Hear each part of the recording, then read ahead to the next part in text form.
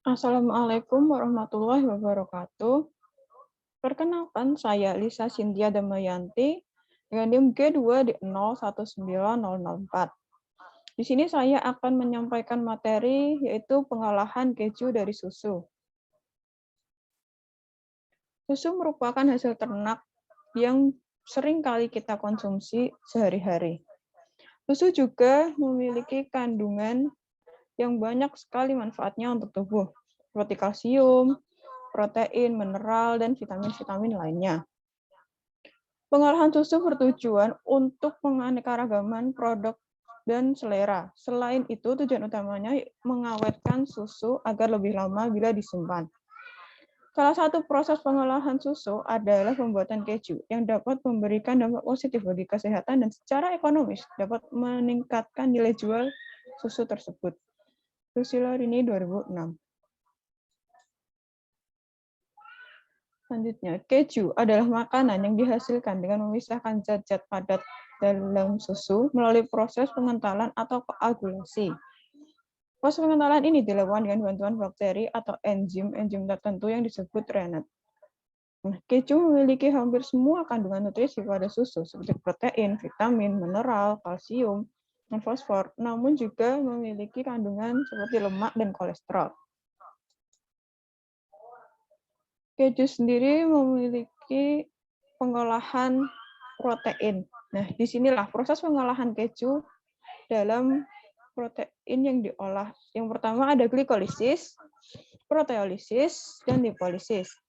Nah, di langkah pertama yaitu glikolisis, terjadilah fermentasi laktosa atau gula pada susu oleh bakteri asam laktat yang digunakan untuk menghasilkan asam laktat, asam asetat, karbon dioksida, dan diasetil. Yang kedua adalah proteolisis, di mana proses penguraian protein atau kasein menjadi peptida. Selanjutnya menjadi asam amino sebagai prekursor aroma. Dan langkah yang terakhir adalah lipolisis, proses penguraian lemak menjadi asam lemak bebas dalam keju. Merupakan indikator pematangan keju dan berperan dalam pembentukan aroma keju. Nah, pada pembentukan atau tekstur dan rasa aroma keju, membutuhkan bakteri yaitu Lactobacillus casein dan Lactobacillus platinum. Kemudian kita lihat ada proses pembuatan keju. Nah, disinilah proses singkat dari keju tersebut, yaitu ada fresh milk atau susu segar yang kemudian dipasteurisasi untuk membunuh bakteri patogen pada suhu 70 derajat Celcius. Kemudian susu yang telah dipasteurisasi standarisasi untuk mengoptimalkan rasio protein yang ada pada susu tersebut sehingga keju yang dihasilkan akan berkualitas. Setelah dilakukannya standarisasi, kemudian dilakukan pengasaman atau pemberian bakteri asam laktat dan enzim rennet. Nah, proses inilah yang disebut juga proses fermentasi, yang di mana proses fermentasi ini terjadinya proses koagulasi atau pembentukan curd. Curd dan whey akan dipisahkan. Kemudian curd mengalami proses milling. Nah, di proses milling ini curd dipotong-potong lagi menjadi bagian-bagian lebih kecil, kemudian disatukan kembali dan seterusnya secara bolak-balik sehingga whey yang dikeluarkan akan lebih banyak dan curd atau keju yang akan dihasilkan akan lebih lembut. Kemudian langkah selanjutnya adalah salting atau pengasinan, di mana rasa keju itu menjadi gurih.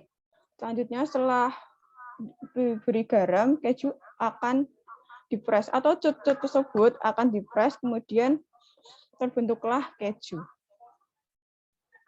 Secara singkat, pembentukan keju hanya memiliki 4 langkah. Yang pertama adalah pasteurisasi pada susu dengan suhu 70 derajat Celcius untuk membunuh bakteri patogen. Nah, di sini adalah contoh alat pasteurisasi di pabrik-pabrik besar.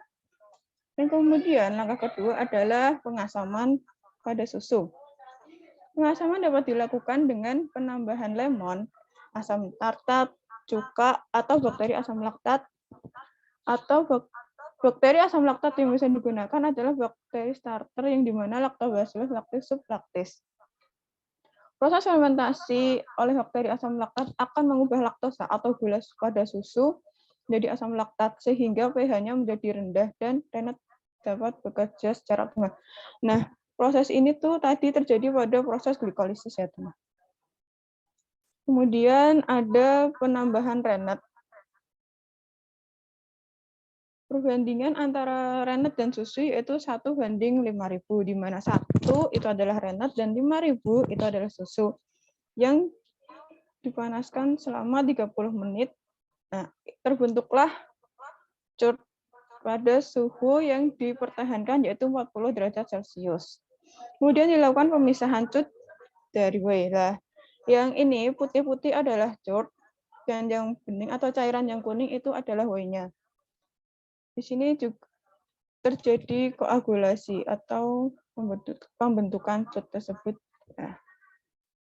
Dan yang terakhir adalah pematangan keju atau ripening, di mana proses mengubah dari dadih segar menjadi keju yang penuh dengan rasa.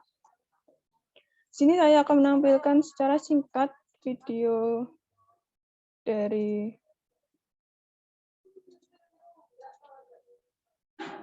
laptop si Unyil.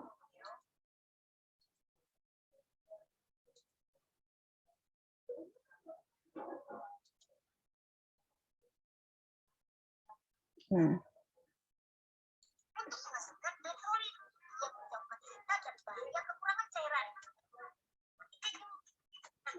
tetapkan ya.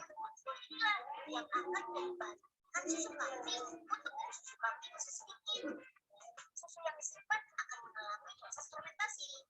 Untuk mempercepat prosesnya, susu harus dicampur dulu dengan bakteria cultur dan rennet atau sejenis enzim penjual yang dapat. Nah, ini tadi susunya dicampurkan dan memberikan bakteri rennet. Proses fermentasi dengan mikroba ini juga bisa membunuh bakteri jahat yang merusak susu. Jadi susu bisa lebih awet. Nah, di dalam tangki berkapasitas 8.500 liter inilah susu akan dibentuk menjadi keju padat atau marcis. Proses pencampuran yang terjadi di dalam tangki akan mengubah laktosa susu di asam laktat. Nah, itu terjadi proses glikolisis. Selain menggunakan mesin, proses pengadilan susu, kita masih ada yang menggunakan cara tradisional. Cara ini sengaja dipertahankan untuk memastikan perbedaan tekstur pada tiap. Ini kan udah terbentuk cut, kemudian dipres.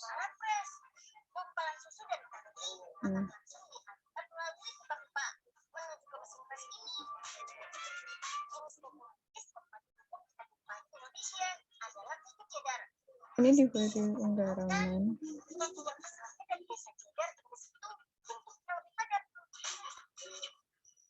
Kemudian akan ada prepres selama 5 menit.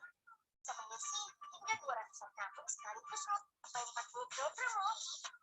Sudah jadi tuh. Tapi masih fermentasi 1 tahun. Ini keju-keju yang sudah jadi. Selanjutnya adalah penggaraman. Kalau di sini penggaramannya setelah pengeprasan ya teman-teman. Sebagai pengawet alami. Keju-keju ini juga akan melakukan fermentasi kembali untuk mengoptimalkan proses fermentasi.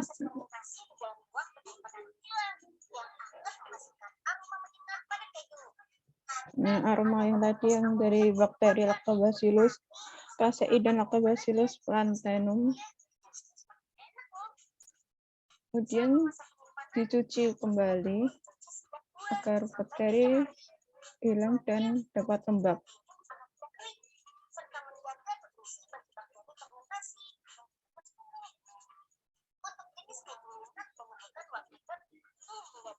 Nah, itu. Kita balik lagi ke PPT-nya ya, teman-teman.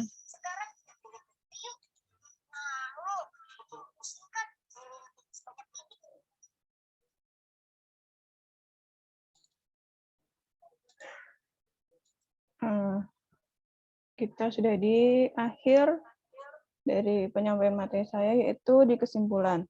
Keju terbuat dari susu dengan penambahan bakteri asam laktat yang melalui proses pengolahan glikolisis, proteolisis, dan lipolisis.